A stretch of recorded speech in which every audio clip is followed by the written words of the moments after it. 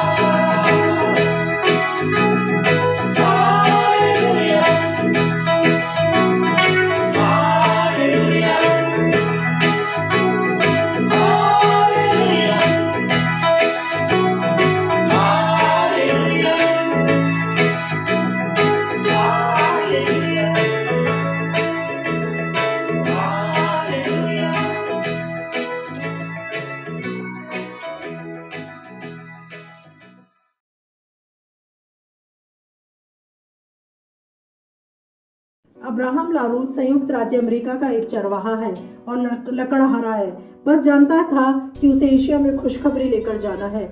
उन्होंने general conference को लिखा, लेकिन बताया गया कि 65 वर्ष की उम्र में वो बहुत बूढ़े हो गए थे और उनके पास उसे भेजने के लिए पैसे नहीं थे। हार न मानते हुए श्री लारू ने 1888 में वहां पहुंचने पर हांगकांग के लिए एक जहाज पर काम किया। वो एशिया में आने वाले पहले एडवेंटिस्ट मिशनरी थे। तुरंत ही उन्होंने बांटने के लिए पैम्पलेट तैयार करना शुरू कर दिया। वे दिन ब दिन उन्होंने अपने अंतिम वर्षों तक इस काम को जारी रखा। ये पायनियर 1903 में अपनी मृत्यु से पहले कई बपतिस्मे देख चुका था। श्री लारू की मिनिस्ट्री ने पूरे एशिया में एडवेंटिस्ट मिशन की शुरुआत की। आज दक्षिणी एशिया प्रशांत विभाग का मुख्यालय फिलीपींस में है और विदेशों में 14 देशों में काम करते हैं। ये क्षेत्र 1.1 अरब लोगों का घर है, जिसमें 1.7 मिलियन एडवेंटिस्ट शामिल हैं। डिवीजन की जन सदस्यता का लगभग 90% इंडोनेशिया और फिलीपींस में रहता है, जिससे इस क्षेत्र का काफी हिस्सा काफी हद तक पहुंच से बाहर हो गया है। पूरे डिवीजन में एडवेंटिस्ट अपने समुदायों के साथ झुंडे पर केंद्रित कर रहे हैं ताकि उनके आसपास के लोगों के जीवन को बेहतर बनाने और उन्हें यीशु के पास लाने का प्रयास किया जा सके। और लाओस एडवेंटिस्ट ने राजधानी शहर वियनचांग में लोगों के साथ स्वस्थ जीवन के बारे में साझा करने के लिए प्रभाव का एक शहरी केंद्र विकसित किया। हाल ही में एक व्यवसाय के स्वामी और उनके परिवार के चर्च की शहरी पहुंच के माध्यम से यीशु के बारे में सीखा।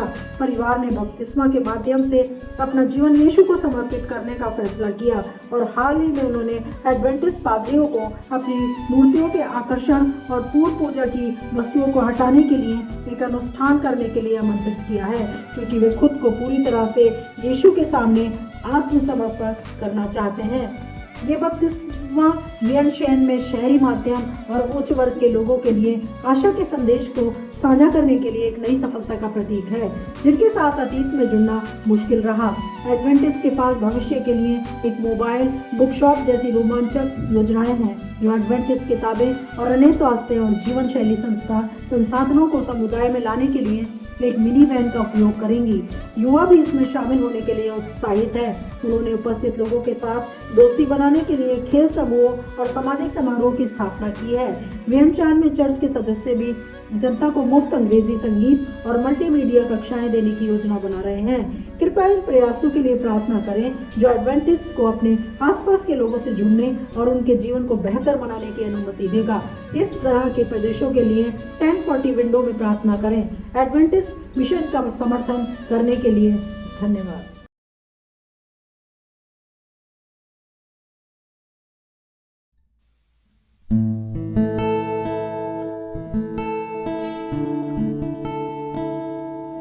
तेरी तलाश करता हूँ, तेरी तलाश करता हूँ, तुझको ही बुलाता हूँ। मेरी आवाज़ सुन ले तू, मेरी आवाज़ सुन ले तू। तेरी तलाश करता हूँ, तुझको ही बुलाता हूँ। मेरी आवाज़ सुन ले तू, मेरी आवाज़ सुन ले तू।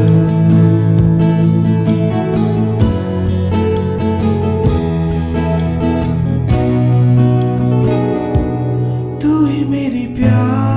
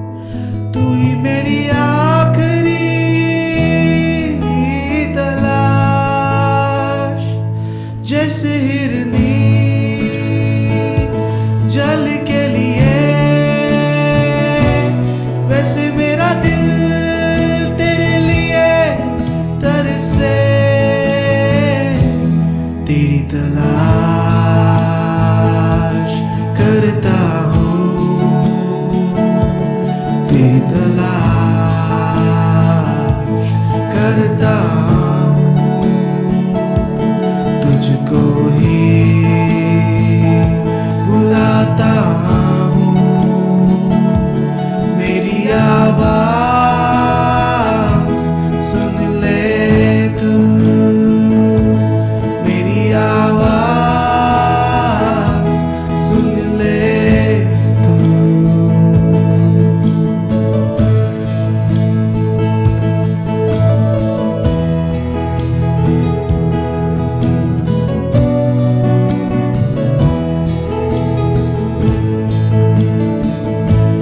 तुझ में रहूं, तू मुझ में रहे, यही मेरे दिल की है दुआ। तुझ में रहूं, तू मुझ में रहे, यही मेरे दिल की है दुआ। रात और दिन तुझे महिमा दूं, तेरे मंदिर में मैं रहूं। रात और दिन तुझे महिमा दूं, तेरे मंदिर में मैं रहूं। तेरी तलाश करता हूँ, तेरी तलाश करता हूँ, तुझको ही बुलाता हूँ, मेरी आवाज सुन ले तू, मेरी आवाज सुन ले तू, मेरी आवाज सुन ले तू।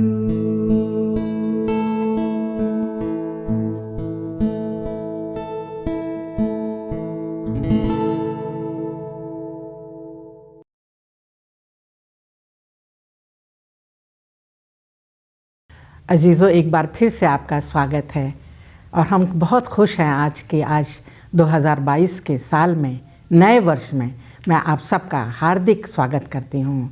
प्रभु के पवित्र और मधुर नाम में भी मैं आपका इस सब स्कूल के पाठ के अध्ययन में नए वर्ष की बधाई देती हूँ और आपका स्वागत करती हूँ।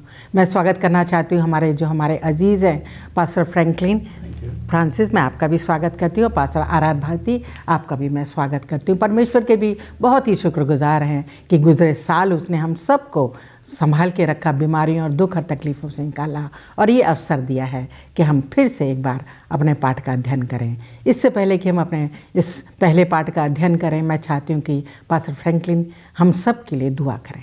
आइए प्रार्थना करें। स्वर्गीय पिता परमेश्वर, बड़ी ही नम्रता और दीनता के साथ हम आपकी उपस्थिति में आते हैं। स्वर्गीय पिता परमेश्वर, धन्यवादित हैं उन तमाम आशीषों के लिए, बरकतों के लिए, हम सबों की सुरक्षा के लिए, हम सबों की ज़रूरतों को पूरा करने के लिए। और पूरे बीते वर्ष आपने हमें संभाला, बचाया। हमारी हर दुख, हर तकलीफ़ और मुसीबत को प्रभु आपने अपने ऊपर लेते हुए जो है एक और नया वर्ष आपने हम सबों को देखने का मौका दिया। हम इसलिए आपका तहे दिल से शुक्रगुजार हैं। स्वर्गीय पिता परमेश्वर, जबकि हम इस नए वर्ष के इस पहले त्रिमास में हैं और जब आज की हम सब स्कूल पाठ का अध्ययन करते हैं, प्रभु चाहते हैं कि अपने पवित्र आत्मा के द्वारा हम सबों को मसा करें। हम तीनों के साथ हो, विशेष करके जो कुछ भी आज हमने प्रभु आपके वचनों में से अपने दर्शकों के साथ साझा करना है, हमारी ओर से नहीं पर सब कुछ प्रभु आपकी और आपकी पवित्र आत्मा की ओर से हो सके। हम सबके साथ हो, हम सबके पाप, गुनाह, खताओं को माफ़ करें। प्रभु यीशु मसीह के नाम से मांगते हैं, आमीन। प्रिय दर्शकों, आज हम 2022 के पहले त्रिमास में हैं और पहले पाठ का अध्ययन करने जा रहे हैं, जिसका शीर्षक है इब्रानियों और हमारे लिए पत्र। और हमारी जो आज के क्वार्टर का, इस त्रिमास का जो शीर्षक है रहेगा वो है इन अंतिम दिनों में। हमारा पहला पाठ का जो आज का याद वचन है वो इस तरह कैसे है, जो कि इब्रानियों की किताब उसके 10वें अध्याय की 36वें पद से लिया गया है। इस प्रकार लिखा है पवित्र बाइबल में, क्योंकि तुम्हें धीरज धरना आवश्यक है ताकि परमेश्वर की इच्छा को पूरी करके तुम प्रतिज्ञा का फल पाओ। प्रभु के वचन के पढ़े जाने पर और सुने जाने पर हम सबको आशीष मिले। अजीज़ों, आज जो है हमारे इस त्रिमास में हम पौलुस की रचित इब्रानियों की किताब का अध्ययन करेंगे। इस किताब को एक ख़ास झुंड के लिए जो इब्रान में रहते थे उनके लिए लिखा गया, और हम देखेंगे कि उस समय उनके साथ बहुत सताहट थी, और पौलुस ने जो है ये पत्री उनको लिखी जिसमें एक पूर्ण उपदेश को हम पाते हैं। और ख़ास जो दिशा निर्देश इस हमारे इस त्रिमास में रहेगा, पूरे त्रिमास का, उसमें ख़ास 3 बातों का, 3 दिशाओं को हमें अग्रसर किया जाता है। जिसमें पहली ये है कि प्रभु यीशु ही हमारे सच्चे और सिद्ध विश्वास के दाता हैं, क्योंकि जब वो इस दुनिया में रहे तो अपने विश्वास में दृढ़ और मजबूत रहे, और आज भी हम सबको हमारे विश्वास में वो दृढ़ करने की सामर्थ्य रखते हैं। और दूसरा ये है कि उन्होंने जो है हमारा आज वो मार्गदर्शन भी करते हैं।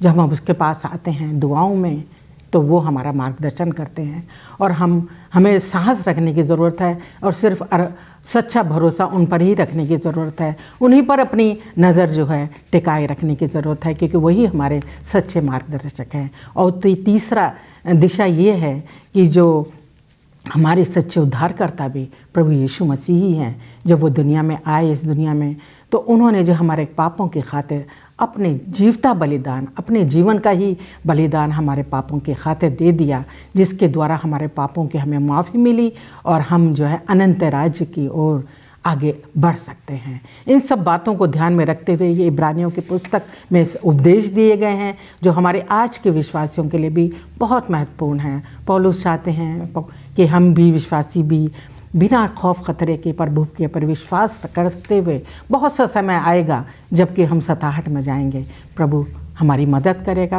हमारी नज़र सिर्फ प्रभु यीशु पर ही रखनी है। इन सब बातों को ध्यान में रखते हुए और बहुत विस्तार से और बहुत अच्छे सुंदर उपदेशों के हम सीखेंगे। आइए अपने रविवार के अध्ययन में हम चलते हैं, और मैं चाहती हूँ कि पासा भारती हमारी जो हमारा रविवार का शीर्षक है वो इस प्रकार से है, एक मजबूत और सुंदर शुरुआत।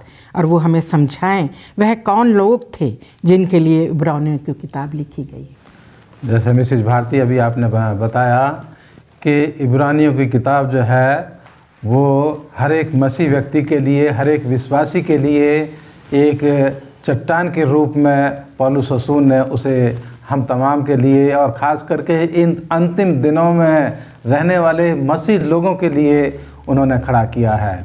और ये सेवंथ डे एडवेंटिस्ट चर्च का विश्वास है कि इस किताब को पौलुस रसूल ने लिखा है, क्योंकि भाइयों इस दुनिया में बहुत से मसीह लोग ऐसे हैं जो ये सोचते हैं कि इस किताब को लूका ने लिखा है या इस किताब को जो है बरनबास ने लिखा है।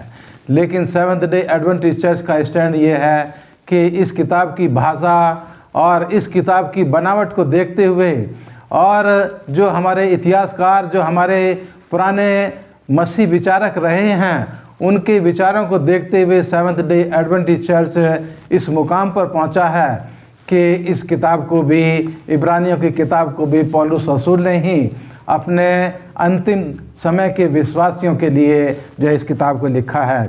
और उन्होंने एक मजबूत और सुंदर शुरुआत जो है वो यहाँ पर की है, खास करके उन लोगों के लिए जो यहूदी धर्म से निकल के, जिन्होंने यीशु मसीह के शुभ संदेश को ग्रहण किया, और जब वो अपने यहूदी धर्म को छोड़ करके मसीह धर्म में सम्मिलित हुए तो उनका समाज जो था वो उनको तिरस्कार की नज़र से देखने लगा, उनको जो है घृणा की दृष्टि से देखने लगा, और उनको जो है बहुत सी परेशानियों का, बहुत सी मुसीबतों का उनको जो है वो सामना करना पड़ा।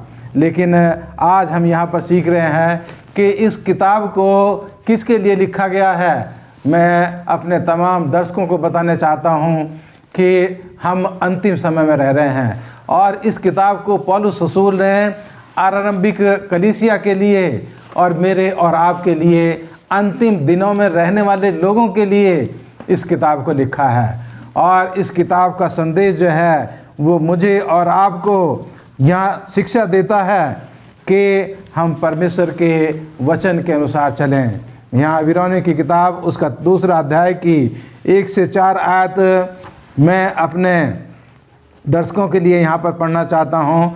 लिखा है कि इस कारण चाहिए कि हम उन बातों पर जो हमने सुनी हैं और भी मन लगाएं, ऐसा ना हो कि बहकर उनसे दूर चले जाएं। क्योंकि जो वचन स्वर्गदूतों के द्वारा कहा गया, जब वह स्थिर रहा और हर एक अपराध और आज्ञा न मानने वालों का ठीक ठीक बदला मिला, तो हम ऐसे बड़े उद्धार से निश्चित रहकर कैसे बच सकते हैं, जिसकी चर्चा पहले पहल प्रभु के द्वारा हुई और सुनने वालों के द्वारा हमें इसका निश्चय हुआ। और साथ ही परमेश्वर भी अपनी इच्छा के अनुसार चिन्हों और अद्भुत कामों और नाना प्रकार के सामर्थ्य के कामों और पवित्र आत्मा के वरदानों के बांटने के द्वारा इसकी गवाही देता है। तो खास करके यहाँ पर पवित्र वचन के लिए यहाँ पर कहा गया है कि ये पवित्र वचन परमेश्वर की तरफ से मुझे और आपको दिया गया है, और हम जो हैं इसको अपने जीवन के द्वारा हम देख सकते हैं कि जब परमेश्वर के लोग इसे स्वीकार करते हैं तो उनका जीवन बदल जाता है। उनके जीवन में जो है वो बड़े बड़े काम होते हैं और वो दिखाते हैं कि ये परमेश्वर की सामर्थ्य है कि परमेश्वर के वचन के द्वारा उनका जीवन जो है वो बदल जाता है।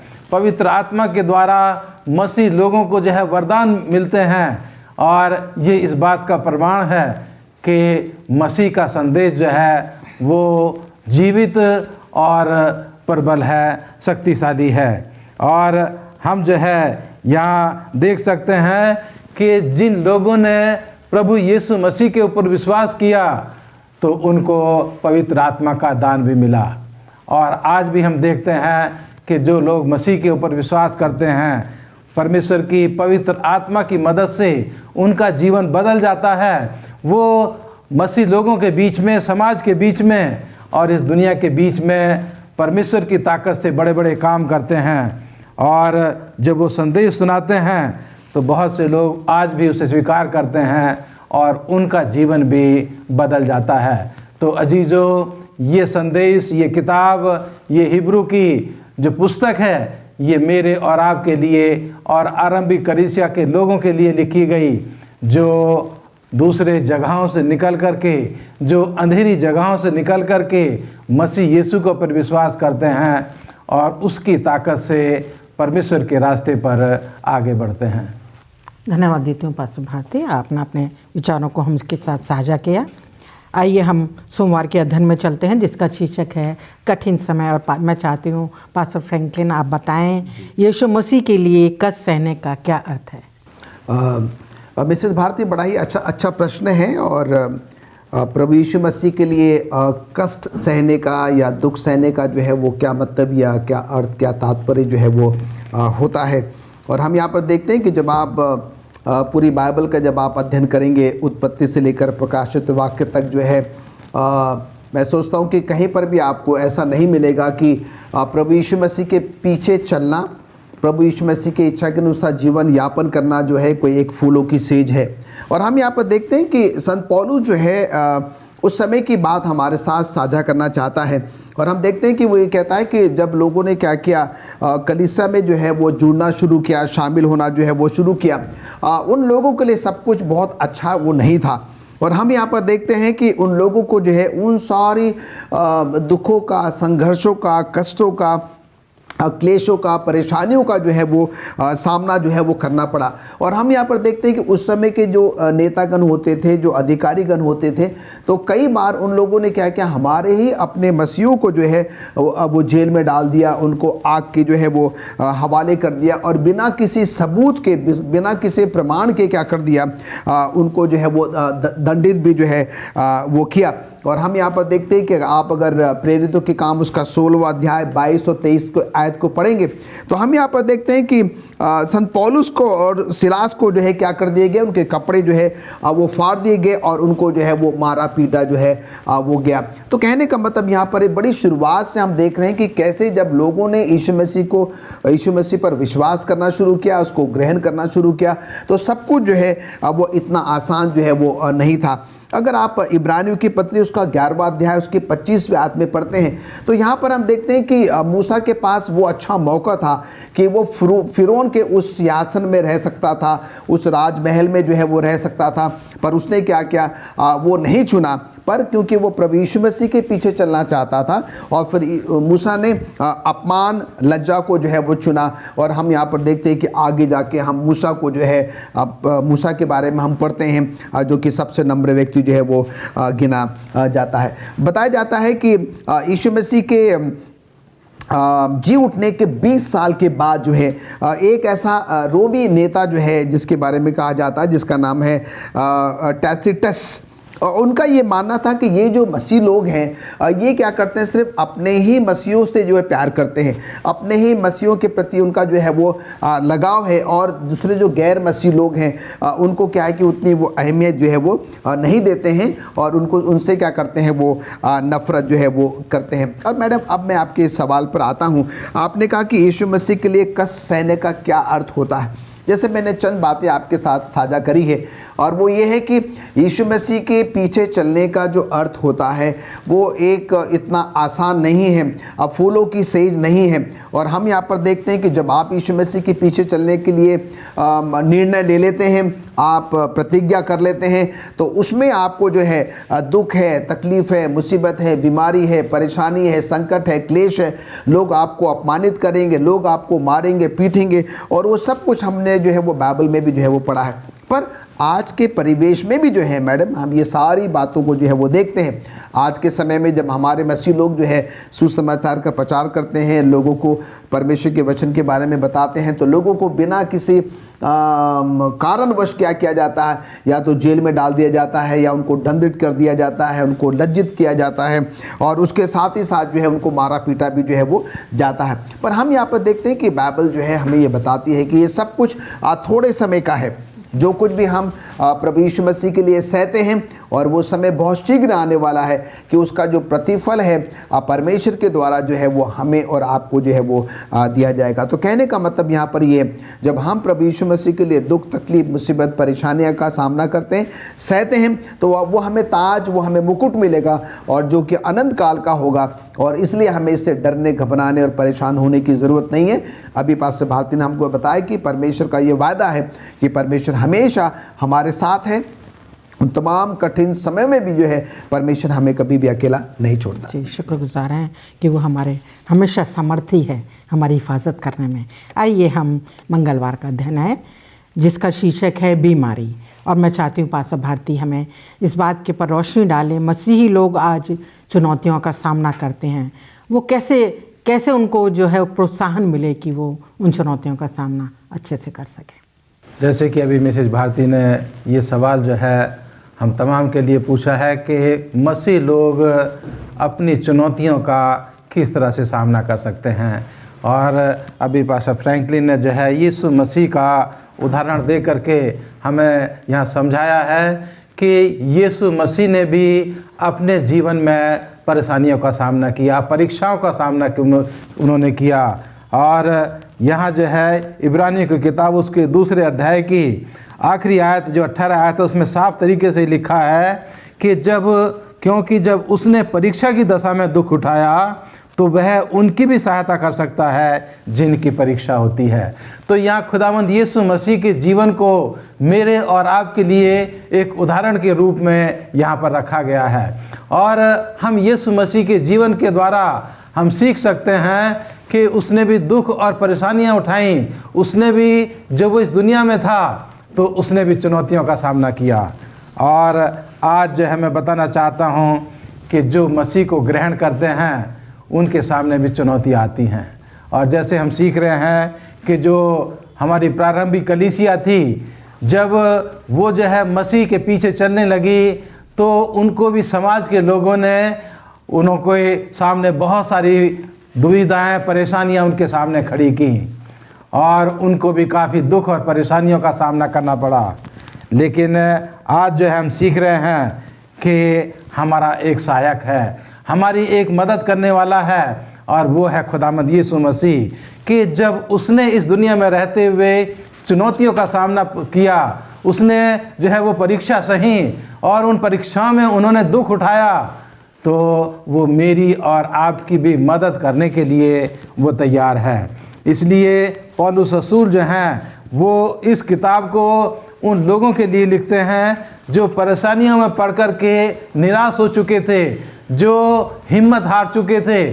उनको जो है इब्रानी की किताब में इस उदाहरण को दे कर के जो है पौलुस रसूल उनकी उम्मीद को जीवित रखना चाहता है कि तुम मसीह के ऊपर विश्वास करो और मसीह जो है वो तुम्हारी मदद करने के लिए तैयार है। यहाँ पहला राजा उसके 19 अध्याय में एक और उदाहरण दिया गया है एलिया नबी का, कि जब उसके सामने परेशानियाँ आई, उसको जो है इजेबल रानी ने जो है उसको जान से मारने की धमकी दी, तो वो वहाँ से भाग निकला।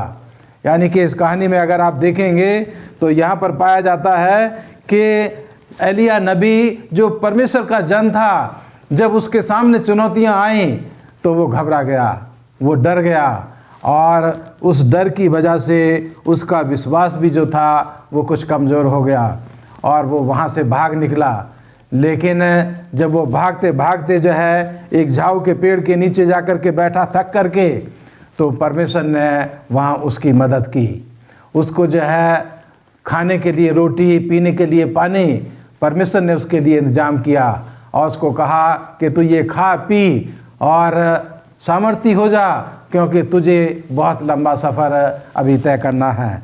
अजीजों, परमेश्वर मेरे और आपकी मदद करने के लिए तैयार है। जब हम इस दुनिया में थक कर के परेशानियों से हम चूर हो जाते हैं, निराश हो जाते हैं, परमेश्वर मेरे और आपकी मदद जो है अपने वचन के साथ करता है। और परमेश्वर का वचन मुझे और आपको सामर्थ देता है। जिस तरह से एलिया के द्वारा एलिया को परमेश्वर ने जो है बातचीत की, उस धीमी आवाज़ को एलिया ने सुना और सुन करके वो मजबूत हुआ और उसके बाद वो आने वाले चुनौतियों का सामना करने के लिए वो खड़ा हुआ। जो काम परमेश्वर ने उसको सौंपा उसको करने के लिए वो अपने आगे के सफ़र पर निकल गया। तो अजीज़ों, आज मैं और आप परमेश्वर के वचन से, परमेश्वर के वचन की सामर्थ से, परमेश्वर के वचन को देखते हुए हम अपनी चुनौतियों का सामना कर सकते हैं। हम अपनी परीक्षाओं से जो है हम जो दुख हमारे सामने आते हैं उन दुखों को हम सहन कर सकते हैं। यीशु मसीह मेरा और आपका एक उदाहरण है जिसको हमें अपनी आंखों के सामने हमेशा रखना है। वही हमें शक्ति और सामर्थ्य देता है इन चुनौतियों का सामना करने के लिए। शुक्रगुजार हूँ पास्टर भारती, अपने आप अच्छे से हम लोगों को समझा है। आइए हम बुधवार के अध्ययन में चलते हैं जिसका शीर्षक है एक दूसरे के करीब रहें। और मैं चाहती हूँ पास्टर फ्रैंकलिन इस बात पे रोशनी डालें, एलिया नबी को वापस विश्वास में डालने के लिए परमेश्वर ने क्या किया। अभी हमने सुना पास्टर भारती ने एलिया नबी के बारे में जो है वो बहुत कुछ बता दिया कि कैसे जो है परमेश्वर ने उसकी मदद करी है। और हम चंद बातें जो हैं उसमें और जोड़ने की जो है वो कोशिश करेंगे। और हम यहाँ पर देखते हैं कि परमेश्वर ने जो काम एलिया नबी के लिए जो है वो किए हैं, यहाँ पर जो आज के सब स्कूल पाठ में है। सबसे पहली बात है कि परमेश्वर ने एलिया को क्या किया, उसके लिए भोजन का इंतज़ाम किया, उसके लिए आराम करने का इंतज़ाम किया। और फिर हम यहाँ पर देखते हैं कि कई बार ऐसा भी हुआ कि जब परमेश्वर ने उसे उस गुफा में देखा तो उससे पूछा कि भाई तेरा यहाँ पर जो है वो क्या काम है। पर तुरंत हम यहाँ पर देखते हैं कि परमेश्वर क्या करता है, एलिया नबी की जो है वो परवाह भी जो है वो करता है। और उसके साथ ही साथ जो है ये चंद बातें हमें ये बताती है कि कैसे जो है कई बार जब परमेश्वर हमें दुख में, तकलीफ़ में, मुसीबत में, परेशानी में जो है वो देखता है तो कई बार हमें जो है वो डांटता भी है, कई बार हमें ऐसे चेताता भी, हमें सावधान भी जो है वो करता है। और उसके साथ ही साथ हम यहाँ पर देखते हैं कि जैसा परमेश्वर ने एलिया नबी को जो है वो प्यार किया, उसकी ज़रूरतों को पूरा किया, वैसे परमेश्वर हमें भी और आपको भी जो है कभी भी अकेला जो है वो नहीं छोड़ता है। और उसके साथ ही साथ हम यहाँ पर देखते हैं कि परमेश्वर चाहता था कि वो अपने उस विश्वास में दृढ़ और मजबूत बने रहे। और जब उसके सामने परेशानियाँ आई, समस्या आई, दुख आया, तकलीफ़ आई, हम देखते हैं कि उसका विश्वास जो है थोड़ा सा डगमगा गया। हम सबके साथ भी जो है ऐसा होता है। कई बार जब हमारे जीवन में, चाहे वो व्यक्तिगत रूप से हो, चाहे वो पारिवारिक रूप से हो, चाहे चाहे वो कलीसियाई रूप से हो। जब सब कुछ बहुत अच्छा होता है तो हमें बहुत अच्छा लगता है, पर जब कोई तकलीफ, मुसीबत या परेशानी हमारे जीवन में आ जाती है तो हम जो है वो परमेश्वर से प्रश्न कर बैठते हैं कि परमेश्वर मेरे साथ ही ऐसा क्यों, मेरे परिवार के साथ या मेरी कलीसिया के साथ ही जो है वो ऐसा क्यों हो रहा है। पर ऐसे समय में जो है हमें अपना संपूर्ण विश्वास, भरोसा जो है प्रभु परमेश्वर पर रखने की जो है वो ज़रूरत है। अब दूसरे पैराग्राफ में जब हम आते हैं तो हम देखते हैं कि संत पौलुस जो है जो मदद परमेश्वर ने एलिया नबी की करी है, वही बात को संत पौलुस दोहराता है। एक मसीह होने के नाते, परमेश्वर का जन, परमेश्वर के लोग होने के नाते जो है हम सबों को क्या करना है, आज के परिवेश में, आज के समय में जो है जो कुछ भी हम लोगों के लिए कर सकते हैं। यहाँ पर लिखता है कि हम आइए उनको क्या करें, अगर भोजन का इंतज़ाम कर सकते हैं या कुछ ऐसे चीज़ों का जो है वो हम इंतज़ाम करते हैं जिनके पास जो ज़रूरतमंद हैं, जिनके पास शायद खाने को नहीं है, पहनने के लिए कपड़े नहीं है, या कुछ ऐसे ज़रूरतें हैं जो कि हमारे पास है, हम क्या कर सकते हैं, उनके साथ साझा जो है वो कर सकते हैं। और हम ये भी देखते हैं कि संत पौलुस भी जो है कई बार हमारे ऐसे लोगों को वो थोड़ा सा डांटता है, तो थोड़ा सा चेतावनी भी देता है। वो ये कहता है कि परमेश्वर ने तुम्हें बहुत कुछ दिया है और तुम जो है लोगों के साथ बांटने के बजाय, साझा करने के बजाय क्या कर लेते हो, अपने तक ही जो है वो सीमित रखते हो। पर दूसरे ही क्षण वो उन लोगों को प्रोत्साहित भी करता है और उनको जो है बताता भी है कि तुम आगे होकर क्या कर सकते हो, जिस किसी के लिए भी जो है जो कुछ भी कर सकते हो, तुम्हें क्या करना है, पीछे बिल्कुल भी नहीं रहना है। उसके साथ ही साथ वो कहता है कि आज के समय में हम सबों को बहुत ही सतर्क और सावधान रहने की जो है वो ज़रूरत है और अपना संपूर्ण विश्वास और भरोसा जो है सिर्फ और सिर्फ प्रभु परमेश्वर पर रखने की जो है वो ज़रूरत है। हम देखते हैं कि भजन संहिता 133 उसके पहले पद में लिखता है कि कितनी भली और मनोहर बात है कि हम भाई लोग आपस में जो है वो मिले रहें। एक दूसरे के हम करीब तभी आ सकते हैं जब हम और आप क्या करेंगे, एक दूसरे की ज़रूरतों को समझेंगे और जो कुछ भी हम उन लोगों के लिए कर सकते हैं वो करने का हम जो है वो प्रयास करेंगे। परमेश्वर ने जो एलिया के लिए किया हमारे लिए एक उदाहरण है। संत पौलुस कहता है कि परमेश्वर ने हमें इतना दिया है कि हम क्या कर सकते हैं, दूसरों की जो है वो मदद कर सकते हैं। और इसलिए वो कहता है कि हम कभी भी जो है क्या करें, इस बात से जो है वो पीछे ना हटें। और जब हम लोगों के लिए अच्छा काम करेंगे तो हम प्रभु के लिए वो काम कर रहे हैं और प्रभु क्या करेगा, अपने समय के अनुसार हम सबों को जो है उसका प्रतिफल देगा। धन्यवाद पास्टर फ्रैंकलिन, आपका बहुत अच्छे से हमें आपने समझाया है। आइए हम गुरुवार के अध्ययन में चलते हैं जिसका शीर्षक है इन अंतिम दिनों में। और मैं चाहती हूँ पास्टर भारती हम सबको समझाएं इन अंतिम दिनों में परमेश्वर हमसे किसके द्वारा बातचीत करता है। इसके लिए मैं जो इब्रानियों की किताब का हम अध्ययन कर रहे हैं उसके पहले अध्याय की तरफ जाएंगे और पहले अध्याय की पहली और दूसरी आयत जो है मैं अपने तमाम दर्शकों के लिए, श्रोताओं के लिए यहाँ पढ़ना चाहता हूँ। लिखा है कि पूर्व युग में परमेश्वर ने बाप दादाओं से थोड़ा थोड़ा करके और भांति भांति से भविष्यवक्ताओं के द्वारा बातें कर और इन अंतिम दिनों में हमसे पुत्र के द्वारा बातें की, जिसे उसने सारी वस्तुओं का वारिस ठहराया और उसी के द्वारा उसने सारी सृष्टि की रचना की है। वह उसकी महिमा का प्रकार, उसके तत्व की छाप है और सब वस्तुओं को अपनी सामर्थ के वचन से संभालता है और पापों को धोकर ऊंचे स्थानों पर महिमा मही के दाहिने जा बैठा और स्वर्गदूतों से उतना ही उत्तम ठहरा जितना उसने उन बड़े पद का वारिस होकर उत्तम नाम पाया। 1 से 4 आयत तक मैंने इसको जो है पढ़ा है और यहाँ पहली आयत में लिखा है कि परमेश्वर ने शुरू से ही वो मुझसे और आपसे बातें की हैं। परमेश्वर ने शुरू से ही वो इंसान से बातें की हैं। अगर हम उत्पत्ति की किताब से लेकर के और प्रकाशित वाक्य की तरफ का तक हम देखते हैं तो हम पाते हैं कि परमेश्वर आदम और हवा से आमने सामने होकर के बात करता था।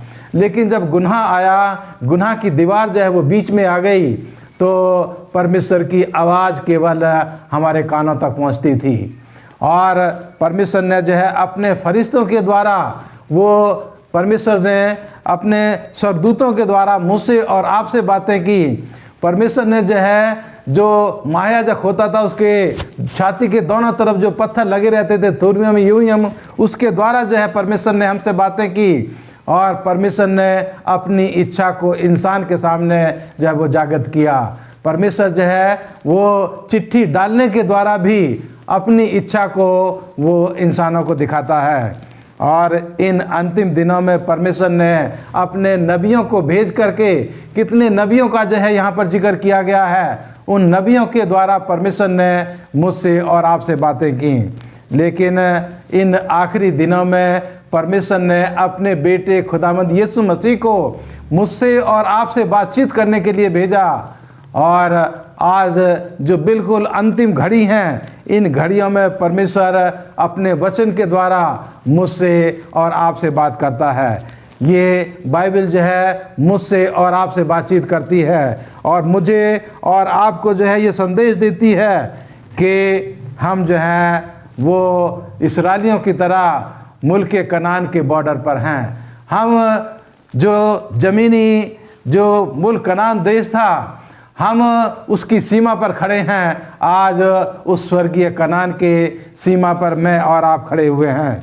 और वो चाहता है, वो पौलुस रसूल जो है वो अपने लोगों की हिम्मत अफजाई करता है कि आप परमेश्वर के वचन को थामे रहें, धीरज के साथ उसका इंतज़ार करें और पीछे मुड़ करके ना देखें, क्योंकि आप अगर पीछे मुड़ करके देखेंगे तो आप खो जाएंगे। आपका वचन जो है आपको सामर्थ देगा। जो इस दुनिया में कुछ दुष्ट लोग हैं, वो जो आपके विश्वास को कमज़ोर करने की कोशिश करते हैं, आप अपने दिल में परमेश्वर के वचन के प्रति संदेह जो हैं वो ना उत्पन्न होने दें। आप परमेश्वर को थामे रहें और अंतिम दिनों में परमेश्वर और पौलुस रसूल मुझे और आपको दो खास खतरों के बारे में यहाँ जो आगाह करता है कि इस अंतिम समय के विश्वासी लोगों को जो है अपने जीवन को बहुत सावधानी के साथ, बहुत होशियारी के साथ अपने जीवन को संभाल करके रखना है और इन दो खास पापों से, गुनाहों से अपने आप को दूर रखना है। और वो हैं यौन पाप और दूसरा है झूठी उपासना। इस अंतिम समय के लोगों के लिए पौलुस रसूल अपने इस किताब के द्वारा मुझे और आपको कहता है कि हम अपने नैतिक जीवन को जो है देखें, हम अपने वैवाहिक जीवन को देखें और पति पत्नी जो है वो एक दूसरे के साथ वफादार रहें और झूठी उपासना से हम अपने आप को बचा कर रखें। जैसा प्रकाशित वाक्य 14 अध्याय में लिखा है कि हम केवल उसी की आराधना करें जिसने ज़मीन और आसमान को बनाया है, जिसने ज़मीन के सोते बनाए हैं और जो इस दुनिया का रचने वाला है, जो इस दुनिया का सर्जनहार है। हम उसी की आराधना करें, उसी की तरफ देखते रहें, उसी के ऊपर हम जो है निर्भर होकर के हम जिंदगी के सफ़र पर आगे बढ़ें और धीरज के साथ अपने सफ़र को हम आगे बढ़ाते रहें और धीरज के साथ अपने विश्वास में परमेश्वर के दुआ और प्रार्थना करते हुए, उसके वचन को पढ़ते हुए और अपने वचन को बांटते हुए हम जिंदगी के सफ़र पर आगे बढ़ते चले जाएं। परमेश्वर इन अंतिम दिनों में अपने वचन के द्वारा मुझसे और आपसे बातचीत कर रहा है। इन अंतिम दिनों में परमेश्वर अपनी पवित्र आत्मा के द्वारा, मेरे और आपके विवेक के द्वारा परमेश्वर की आत्मा मुझसे और आपसे बातचीत कर रही है और मेरी और आपकी अगुवाई कर रही है कि हम परमेश्वर के रास्ते पर चलें और हम केवल यीशु मसीह की तरफ जो हैं वो देखते रहें। धन्यवाद देती हूँ पास्टर भारती, आपने हमारे साथ अपने विचारों को साझा किया। आइए हम शुक्रवार के अध्ययन में चलते हैं और मैं चाहती हूँ पास्टर भारती हम सबको ये फ्रैंकलिन हम सबको समझाएं। नए नियम के समय में मसीहों को सार्वजनिक शर्म और अपमान का सामना करना पड़ा, तो क्यों करना पड़ा ये सब उनको? हम शुक्रवार के पाठ में हैं और जैसे कि मैडम आपने ये सवाल किया है कि उस पुराने ज़माने में जो है क्यों मसीहों को जो है वो सार्वजनिक तौर से शर्म और अपमान का जो है वो सामना करना पड़ा। हम यहाँ पर देखते हैं कि जब हम शुक्रवार के पाठ में जाते हैं तो यहाँ पर एक व्यक्ति के बारे में जिक्र है जिनका नाम है डेविस ए डिसूजा और हम देखते हैं कि वो ये बताते हैं कि नए नियम के समय में जो है मसीहों ने क्या किया, जब कलीसिया में जो है वो जुड़ना शुरू कर दिया तो उनकी जो जीवन शैली थी, उनका रहन सहन, उनका खान पान, उनका उठना बैठना, सब कुछ जो है अब वो ये बताते हैं कि वो पुराने तौर तरीके से बिल्कुल भी अलग था। और जब बाकी लोगों ने जो है हमारे इन मसीहों को देखा तो वो क्या हो गए, उनको ऐसा लगा, ऐसा प्रतीत हुआ कि शायद ये लोग अपने आप को थोड़ा सा कुछ अलग जो है वो समझने की जो है वो कोशिश कर रहे हैं। और हम यहाँ पर देखते हैं कि और इसलिए क्या है कि उन लोगों में जो है धीरे धीरे करते करते जो है वो एक कड़वाहट जो है वो पैदा होना जो है वो शुरू हो गई। और हम यहाँ पर देखते हैं कि वो एक दूसरे से वो जो कम मिलते हैं, एक दूसरे के साथ कम से कम जो है वो समय व्यतीत करते हैं। और इसीलिए अधिकांश मसीहों के बारे में ये कहा सोचा गया कि ये लोग क्या है कि उस सरकार के खिलाफ हैं, शायद वो लोग उस सरकार के नियम कायदे कानून को जो है वो नहीं मानना चाहते हैं। और इसलिए हम यहाँ पर देखते हैं कि ज़्यादातर लोगों का जो ध्यान है वो मूर्ति पूजा में या देवी देवताओं की तरफ जो है वो क्या हो गया, वो अग्रसर हो गया। और उन लोगों ने क्या किया कि इन लोगों के पीछे चलने के बजाय, इन लोगों की जीवन शैली को अपनाने के बजाय जो है ये बेहतर सोचा कि वो क्या करे, मूर्ति पूजा करे और उन देवी देवताओं की जो है वो उपासना करें। और उन्होंने फिर क्या किया, अपने नेताओं का स्वयं जो है वो चुनाव करना शुरू कर दिया, अपने मित्र, अपने दोस्त जो है वो चुनना शुरू कर दिया और अपने परिवार के प्रति जो है उन्होंने वफादार रहना जो है वो शुरू कर दिया। और इस प्रकार से हम यहाँ पर देखते हैं कि उनका एक अपना अलग जो है वो परिवार या समुदाय जो है वो बनता चला गया।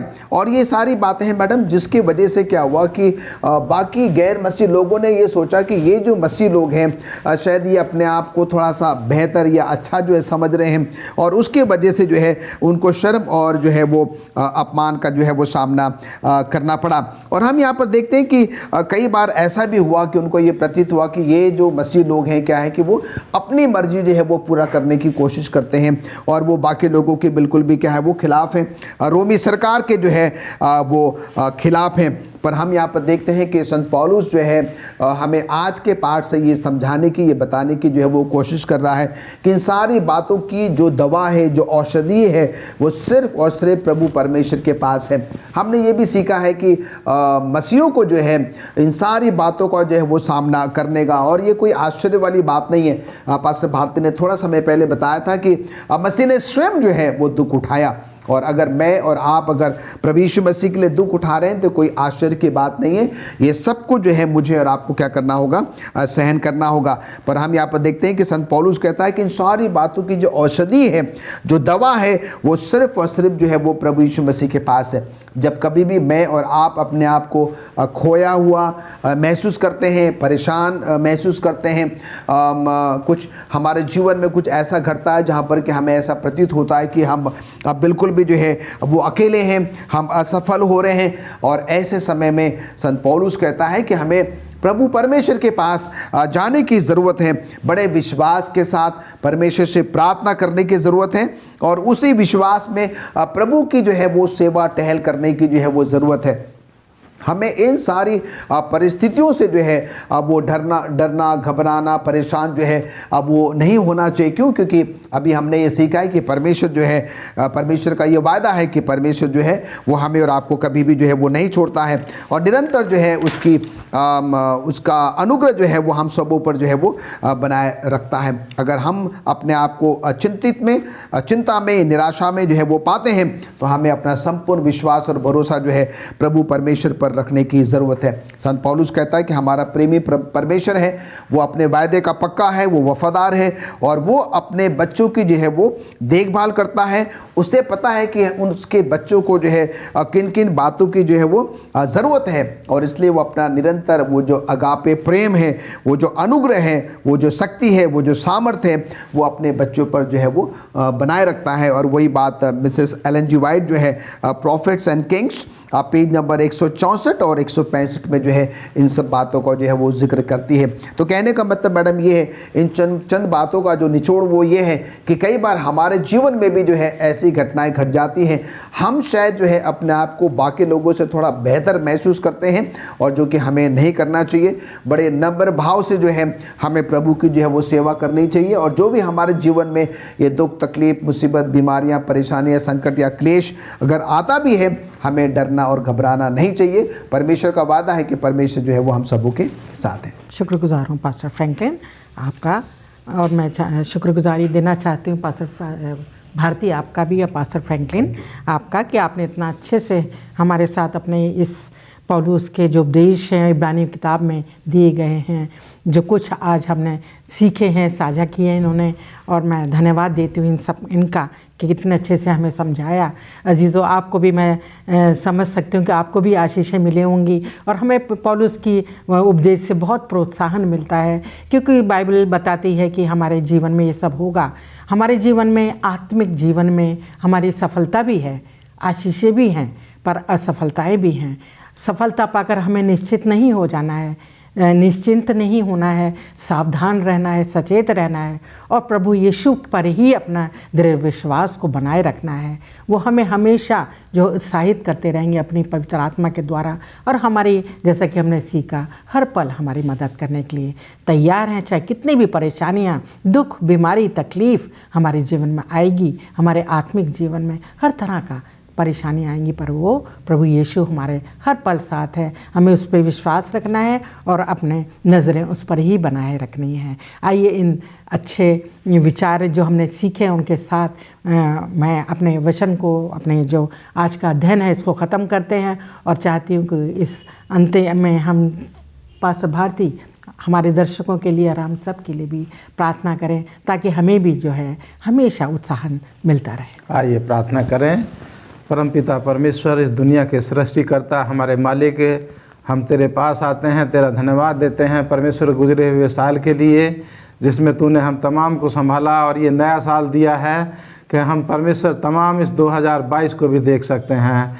इसलिए परमेश्वर तुझसे दुआ करते हैं कि परमेश्वर होने दे कि ये नया साल 2022 हम तमाम के लिए खास आशीषें लेकर के आए, कि हम तेरे विश्वास में और मजबूत हो सकें, और धीरज के साथ अपने जीवन को तेरी मदद से हम तेरे रास्ते पर आगे बढ़ा सकें।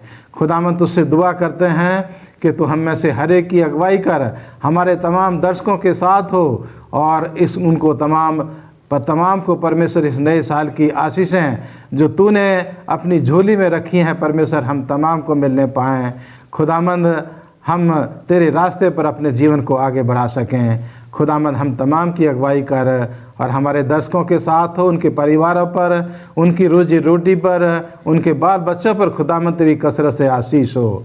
और होने दे खुदावंद, ये ऑनलाइन मिनिस्ट्री के द्वारा तेरा संदेश दुनिया के कोने कोने तक पहुंच सके, हिंदुस्तान के कोने कोने तक पहुंच सके, और तमाम लोग तेरे नाम को जान सकें, जिससे कि गवाही हो, और तेरी आमद आसमान के बादलों पर जल्द हो सके, और बहुत से लोग परमेश्वर इस वचन में विश्वास करके तेरे अनंत राज के भागी बन सकें।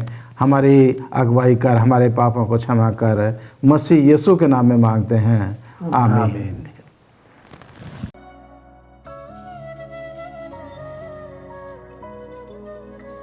अगस्टस स्टॉफर परमेश्वर को पहले रखा जब अपना देश छोड़कर मिशनरी बनने निकला। हम अगस्टस से क्या सीख सकते हैं जो आज हमें परमेश्वर को अपने जीवन में पहले रखने के लिए मदद कर सकते हैं। अगस्टस अपना सुरक्षा और सुख का आनंद लेते रह सकता था, परंतु परमेश्वर को पहले रखने का निर्णय लेते हुए जनरल कॉन्फ्रेंस का स्वीकार कर साउथ अमेरिका में वर्तमान सत्य साहित्य बिक्री करने चला गया। इस तरह ब्राज़ील में करने वाला पहला एडवेंटिस्ट कन्वेंशन बन गया। 1891 में सब कुछ छोड़ अगस्टस यूरेगिया और अर्जेंटीना को एक अनिश्चित यात्रा प्रारंभ किया। जैसे वह अपने पास किताबों और पत्रिकाओं को बेचकर परमेश्वर में भरोसा रखते हुए समझा कि परमेश्वर उसके बच्चों के लिए पूरी तरह व्यवस्था कर सकता है। 2 वर्ष बाद 1893 में वह ब्राज़ील जाने का बुलावा को स्वीकार किया। यह कार्य और अधिक कठिन था क्योंकि किताबें स्थानीय पोर्चुगीज भाषा में नहीं छपी थी। कृतज्ञतापूर्ण दूसरे मिशनरीगण छापे खाने स्थापित किए और नई चीज़ों लिखने, अनुवाद करने और छापने का पद्धति उत्पन्न किए। 1896 में 3 वर्ष के कठिन कार्य के बाद इस समय 200,000 निवासियों को बेच कठिन कार्य के बाद एक दिन उसके एक साथी कोलपोर्टियर कर्टिबा एवेंजलिकल कलीसिया के सभा में गए।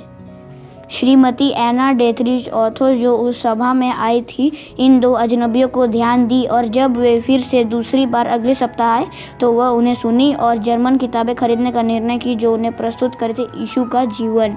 उसकी वाली रविवार वे सुबह बाइबल अध्ययन में समय बिताए, जिसके परिणाम श्रीमती एना और उसके पति भारी खामखा किताब का मांग किए, एडवेंटिस्ट विश्वास को अपनाए और रिकॉर्ड में पराना प्रांत के पहले एडवेंटिस्ट बने। स्टॉफर का देश के दूसरे भाग में कार्य का भी ब्राज़ील में मूल भूमिका है। अगस्टस स्टॉफर जैसे कॉलपर्टियर जीवन बचाव का साहित्य को जगत के सारे देशों में बांटने के लिए अपने जीवन को समर्पण कर दिए हैं। प्रत्येक सुबह एक घर से दूसरे घर वे अपने मिशनरी कार्य करने के द्वारा परमेश्वर को पहले रखते हैं। उनके बिना 3 दूत का संवाद दुनिया के आज 235 देशों और क्षेत्रों में से 212 देशों में मौजूद नहीं होता। अगस्ट स्टॉफर कॉलपर्टियर के तौर पर परमेश्वर को प्रत्येक दिन प्रथम रखा। उसका साहस हमें प्रेरणा देता है। यीशु सब छोड़ दिया हमें बचाने के लिए और उसका प्रेम हमें बाध्य करता है कि उसके राज्य को हम अपने जीवन में प्रथम रखें। जैसे हम उन्हें दशमांश और प्रतिज्ञा की दान देते हैं, हमें भी परमेश्वर को प्रथम रखने की चुनौती मिलती है।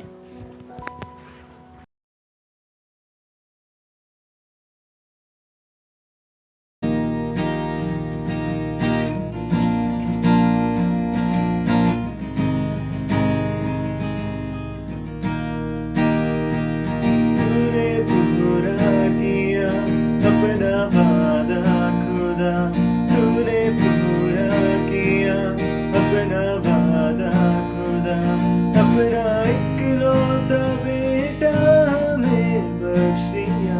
तूने प्यार किया उसकी की इंतहा, तूने प्यार किया उसकी की इंतहा, बेटा हमको दिया किया खुद से जुदा। तूने पूरा किया अपना वादा खुदा, है पैदाइश मसीहा अजब हाँ तेरी, है पैदाइश मसीहा अजब हाँ तेरी, पाक दामन गवारी बनी माँ तेरी, पाक दामन गवारी बनी माँ तेरी। सख्त सर्दी के दिन और जगह भी नहीं, सख्त सर्दी के दिन और जगह भी नहीं, एक तबेले में पैदा हुआ बादशाह। तूने पूरा किया अपना वादा खुदा, उसके कांधे पे है ये सारी सल्तनत, उसके कांधे पे है ये सारी सल्तनत, और उसी ही की है ये सारी अब्दियत, और उसी ही की है ये सारी अब्दियत। यीशु शहजादा है अमनो आराम का, यीशु शहजादा है अमनो आराम का, वो ही सबको रखेगा सलामत सदा। तूने पूरा किया अपना वादा खुदा, तूने पूरा किया अपना वादा खुदा, अपना इकलौता बेटा हमें बख्श दिया। तूने प्यार किया उसकी की इंतहा, तूने प्यार किया उसकी की इंतहा, बेटा हमको दिया किया खुद से जुदा। तूने पूरा किया अपना वादा खुदा।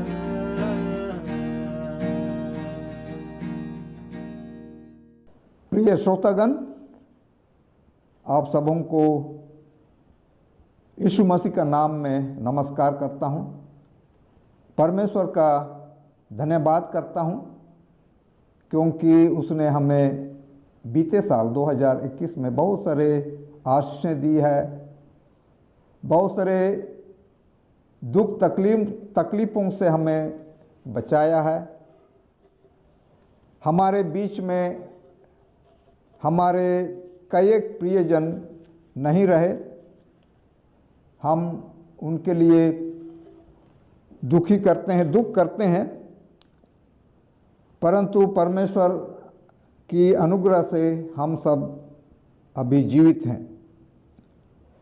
सांसारिक दृष्टि से आज नए साल है, 2022 का पहला दिन है और पहला साबत है, परंतु बाइबल हमें बताती है, विलाप गीत 3 अध्याय उसका 22 और 23 पद में यहाँ कहता है, हम मिट नहीं गए, यहोवा की महाकरुणा का फल है, क्योंकि उसकी दया अमर है।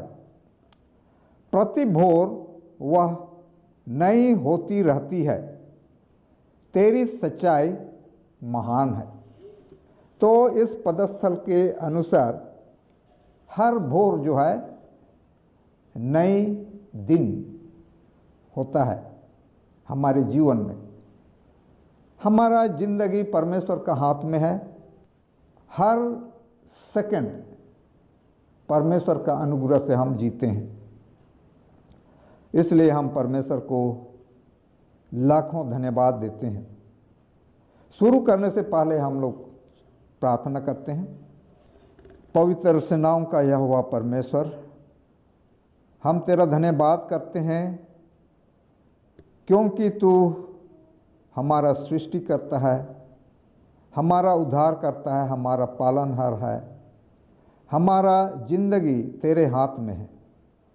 तूने हमें बहुत सारे कठिनाइयों से, दुख तकलीफ से, बीमारियों से हमें बचाया और इस नए साल के प्रथम दिन में ले आया है।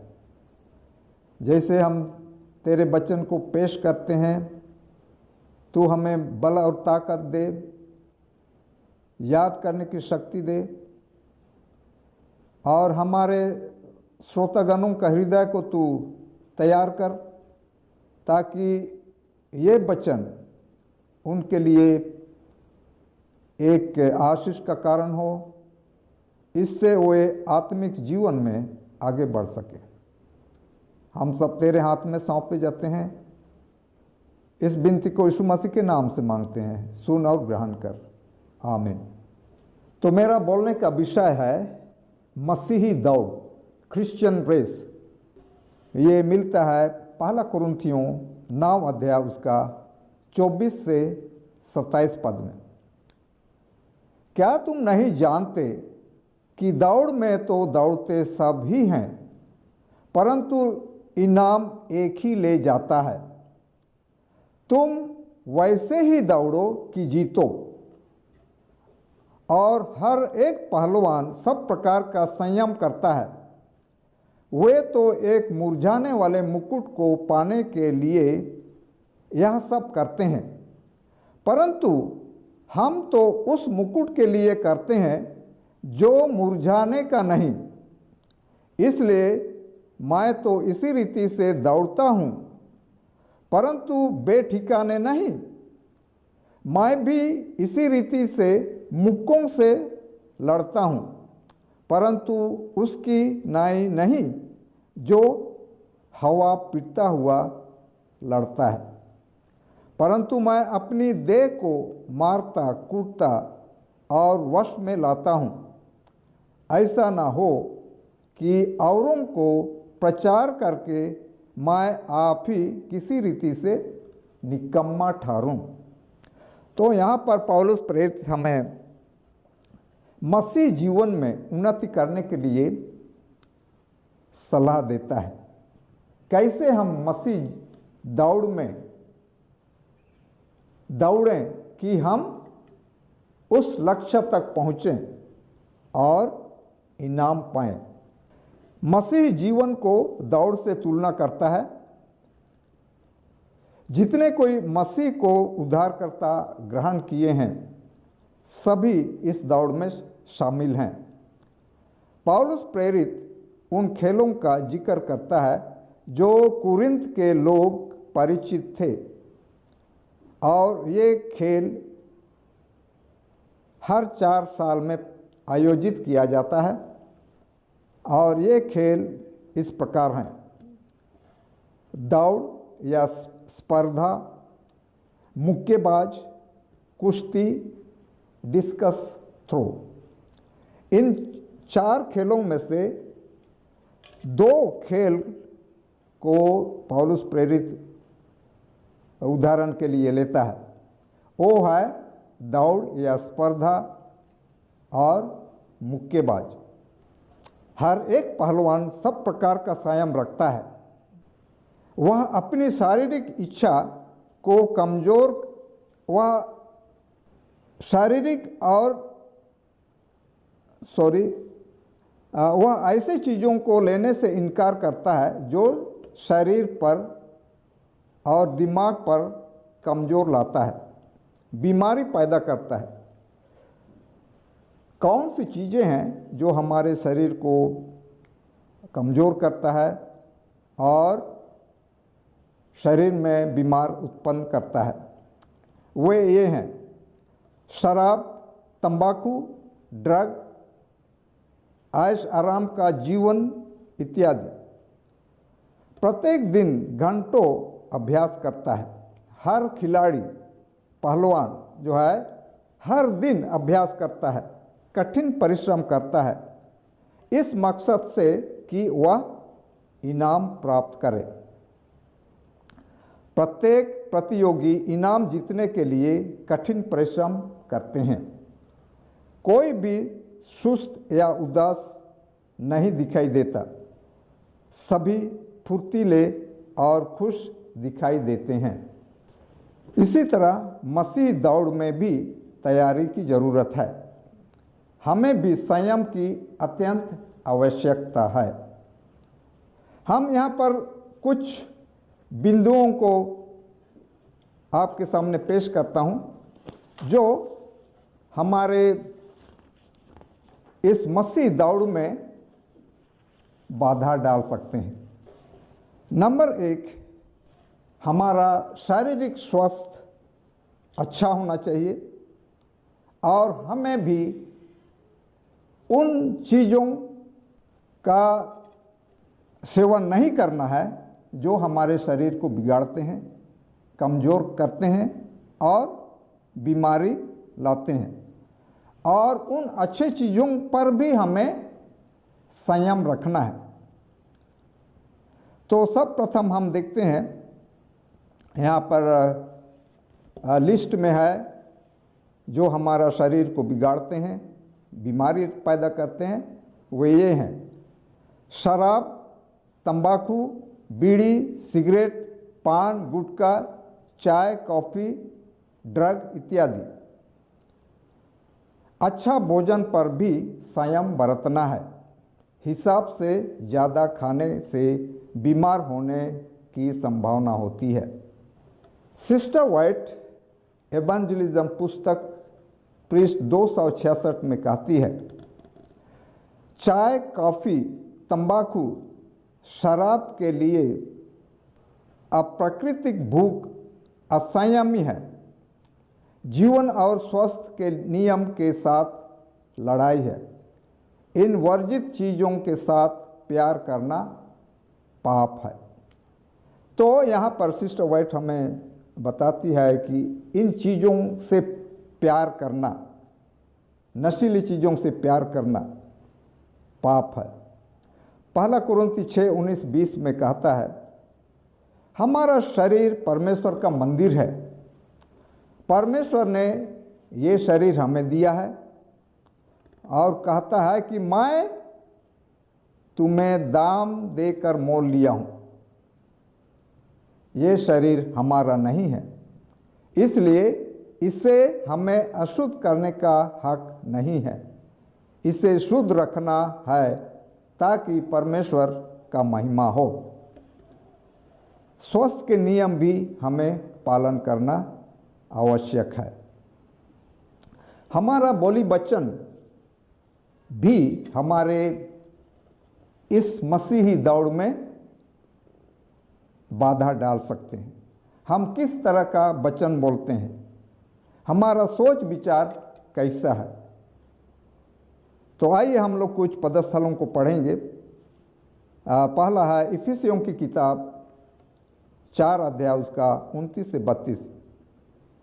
कोई गंदी बात तुम्हारे मुंह से ना निकले, पर आवश्यकता के अनुसार वही जो उन्नति के लिए उत्तम हो, ताकि उससे सुनने वालों पर अनुग्रह हो।